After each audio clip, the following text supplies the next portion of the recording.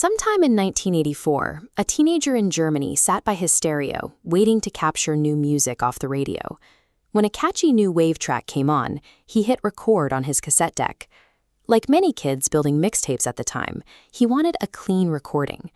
To prevent the radio DJ from talking over the music, he carefully edited out all the spoken introductions. By doing so, he erased the only piece of identifying metadata attached to the broadcast. That single decision isolated the song entirely. For decades, this physical piece of magnetic tape was the only known proof that the music even existed. Today, audio recognition algorithms analyze the acoustic fingerprints and map them against vast commercial databases in fractions of a second. Every song is cataloged, tracked, and instantly retrievable. But because of one manual edit made by a teenager, this particular track bypassed the entire digital revolution. It survived strictly as a ghost in an analog format, completely invisible to the algorithms of the modern web. In 2007, the teenager's sister, known online as U Bluely, digitized a few snippets from that physical tape and posted them to internet forums, hoping someone might recognize the tune. The internet usually solves these puzzles quickly, but databases returned 0 matches. There was no listed artist, there was no title, and no automated copyright claims. Frustrated users eventually dubbed the track the most mysterious song on the internet. The search escalated from a few listeners into a massive collaborative effort. Nearly 60,000 members organized on a subreddit to track down the recording. This relied heavily on the curiosity gap.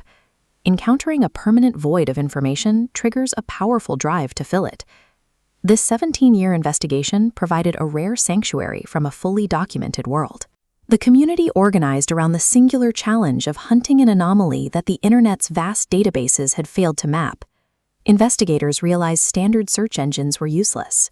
Instead, they practiced digital archaeology, hunting through the fragmented, decaying analog debris of the 1980s. By analyzing the specific frequency of a subtle 10 kHz tone present on the original tape, the community traced the likely physical origin of the broadcast to NDR, a public radio station in northern Germany. With the station identified, volunteers began meticulously cataloging decades-old playlists, paying special attention to the weekly broadcasts of a specific NDR DJ named Paul Baskerville. They contacted former DJs, parsed thousands of obscure vinyls, and translated old broadcast logs. Year after year, every promising lead dissolved into another dead end. As the trail ran cold, the track morphed into something resembling a fading photograph. It became a tangible relic of a world that had disappeared, preserved entirely by a community refusing to let it go.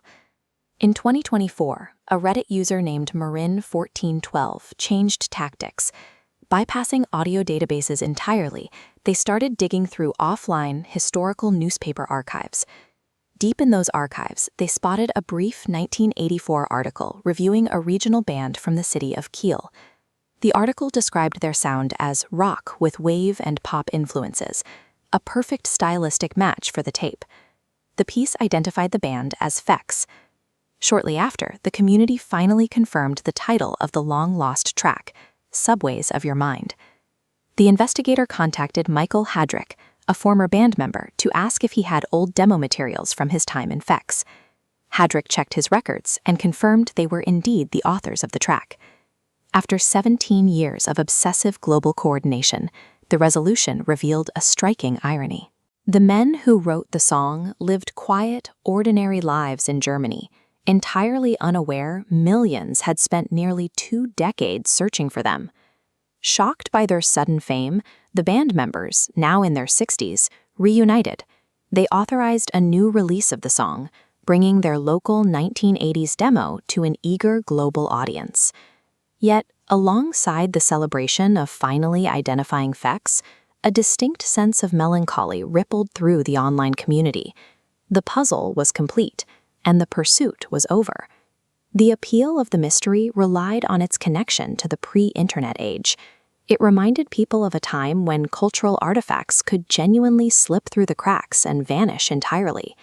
Hearing a great song on the radio and never knowing the title used to be a common, everyday frustration. Today, a piece of untraceable media feels like an exotic anomaly. The 17-year obsession with Fex allowed a global community to briefly inhabit a reality where the unknown still existed. By identifying this single analog ghost, they temporarily recovered the unmapped corners of a world that has largely been solved.